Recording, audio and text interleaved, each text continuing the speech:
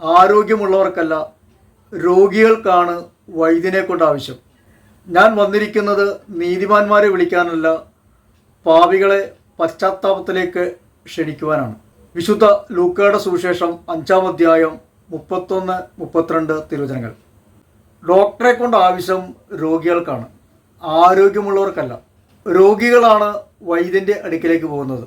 നിരാശയിലും ദുഃഖത്തിലും മുറിവേറ്റും കഴിയുന്ന മനുഷ്യനെ, അധ്വാനിക്കുന്നവരും ഭാരം വഹിക്കുന്നവരുമായ നിങ്ങളെല്ലാവരും എൻ്റെ അടുക്കൽ വരുവിൻ, ഞാൻ നിങ്ങളെ ആശ്വസിപ്പിക്കാം.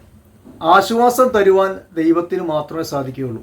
നമ്മുടെ ആന്തരിക മുറിവുകളെ സൗഖ്യപ്പെടുത്തുവാൻ കർത്താവിന് കഴിയും. യേശുവിൻ്റെ മുറിവിനാൽ നിങ്ങൾ സൗഖ്യം പ്രാപിച്ചിരിക്കുന്നു. മനസ്സിലും ശരീരത്തിലും ആത്മാവിലുമേറ്റ മുറിവുകളെ ദൈവം ഉണക്കും. ആശ്വാസദായകനായ പരിശുദ്ധാത്മാവ് നമ്മളിൽ സജീവമായി പ്രവർത്തിക്കുമ്പോൾ എല്ലാ ആന്തരിക മുറിവുകളും സൗഖ്യം പ്രാപിക്കും.